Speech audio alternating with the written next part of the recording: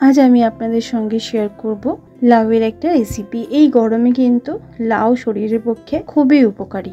তার উপর যদি এরম একটু মসুর ডাল দিয়ে লাউ হয় তো খেতে কিন্তু আরোই অসাধারণ লাগে। গরম গরম ভাতের সঙ্গে যেরকম ভালো লাগে তেমনি কিন্তু রুটির সাথেও দুর্দান্ত লাগে। দুপুরবেলার লাঞ্চ কিংবা রাতের ডিনার দুবেলাতেই কিন্তু আপনারা এই রান্নাটা করতে পারেন। এটা খেতেও কিন্তু অসাধারণ লাগে। একবার খেলে কিন্তু মন চাইবে এরমভাবে লাউ তৈরি করে খাই। নমস্কার বন্ধুরা, অনুশ্রী রান্নাঘরে আপনাদের সবাইকে স্বাগত। সবার প্রথমে আমি এখানে 250 গ্রাম লাউ নিয়েছি। লাউটাকে খোসা ছাড়িয়ে ধুয়ে ভালো করে এরমভাবে ডুমো ডুমো করে কেটেছি। এখানে নিয়েছি 1 কাপ মসুর ডাল, ভালো করে 3-4 বার জল পাল্টে পাল্টে ভালো করে ধুয়ে নিয়েছি। আর এখানে নিয়েছি অর্ধেক পেঁয়াজ আর অর্ধেক টমেটো কুচি, অর্ধেক পেঁয়াজ কুচি আর অর্ধেকটা টমেটো কুচি। পেঁয়াজ আর টমেটোটাও এখানে লাউয়ের মধ্যে দিয়ে দেবো। এরপর গ্যাস অন করে কড়া গরম করে নিয়ে দিয়ে দিচ্ছি 2 চামচ পরিমাণে ঘি। আমি ঘিতেই এই রান্নাটা করব, আপনারা চাইলে কিন্তু এখানে তেলেতেও করতে পারেন। ঘিটা ভালোভাবে মেল্ট হয়ে গেলে ফোড়নে দিচ্ছি আমি 1/2 চামচ পরিমাণে গোটা জিরে, 4-5টা রসুনের কোয়া কুচি আর দিচ্ছি একটুখানি হিং। ফোড়নটাকে ভালো করে একটু ভেজে নেব। আর এখানে দিচ্ছি একটা মাঝারি মাপের পেঁয়াজকে চপিং করে নিয়েছি। সেই পেঁয়াজটাকে 1 মিনিট একটু হাই ফ্লেমে ভেজে নেওয়ার পর আমি দিচ্ছি 2 থেকে 3টে চপিং করে রাখা কাঁচা লঙ্কা আর 1 চামচ আদা রসুন বাটা। আদা রসুন বাটাটাকে দিয়ে এবার ভালো করে কষিয়ে নেব যাতে আদা রসুনের কাঁচা গন্ধটা কেটে যায়। এরপর আমি এখানে দিচ্ছি একটা মিডিয়াম সাইজের টমেটো কুচি আর দেব স্বাদ মতো নুন। আর দিচ্ছি 1 চামচ পরিমাণে ধনের গুঁড়ো আর 1 চামচ পরিমাণে কাশ্মীরি গুঁড়ো লঙ্কা, 1/2 চামচ পরিমাণে দিচ্ছি আমি হলুদের গুঁড়ো আর দেব সামান্য একটুখানি জল। মশলাগুলোকে এবার ভালো করে কষিয়ে নেব। একটুখানি মশলাটাকে নাড়াচাড়া করে নেবার পর 2 মিনিট আমি লো ফ্লেমে ঢাকা দিয়ে দেব।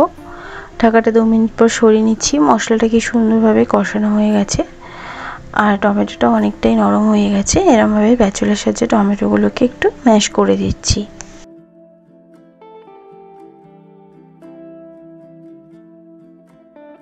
এরপর আমি এখানে লাউ, ডাল, পেঁয়াজ আর টমেটো সব উপকরণকে দিয়ে দিলাম। দিয়ে ভালো করে নাড়াচাড়া করে নেব। ফ্লেমটা কিন্তু মিডিয়ামেই আছে। ভালো করে নাড়াচাড়া করে নেবার পর আমি 2 মিনিট লো ফ্লেমে ঢাকা দিয়ে দেব। ঢাকাটা 2 মিনিট পর সরিয়ে নিচ্ছি। ভালো করে লাউ আর ডালটাও ভালো করে কষানো হয়ে গেছে মশলার সাথে। ভালোভাবে একটু নাড়াচাড়া করে নেব। লাউ আর ডালটাকেও ভালো করে মশলার সাথে একটুখানি কষিয়ে নিলাম। এরপর আমি এখানে দিচ্ছি 1 কাপ পরিমাণে জল। খুব বেশি জল আমি এখানে দেব না, যেহেতু লাউ থেকেও একটু জল বেরোবে, তাই জলটা এখানে খুব বেশি দিলাম না। আর দিলাম 1/4 চামচ গরম মশলার গুঁড়ো। দিয়ে ভালো করে মিক্সড করে নেব। এরপর ঢাকা দিয়ে লো টু মিডিয়াম ফ্লেমে আমি 10 মিনিটের জন্য রান্নাটা হতে দেব। 10 মিনিট পর ঢাকাটা সরিয়ে নিলাম। ভালো করে একটু নাড়াচাড়া করে নেব। লাউটা কিন্তু এখনো পর্যন্ত খুব ভালোভাবে সিদ্ধ হয়নি, আর একটুখানি সিদ্ধ লাউটা হবে। আর দেখুন কতটা জল কিন্তু বেরিয়েছে লাউ থেকে। এরপর আমি আবারও 5 মিনিটের জন্য মিডিয়াম ফ্লেমে ঢাকা দিয়ে দিলাম। 5 মিনিট পর ঢাকাটা সরিয়ে নিয়েছি। এবারে লাউগুলো বেশ ভালোভাবেই সুসিদ্ধ হয়ে গেছে আর ডালটাও কি সুন্দরভাবে সেদ্ধ হয়ে গেছে। ভালো করে নাড়াচাড়া করে নিলাম। এরপর দিয়ে দিচ্ছি আমি 1 চামচ পরিমাণে ঘি আর দিচ্ছি একটুখানি ধনেপাতা কুচি।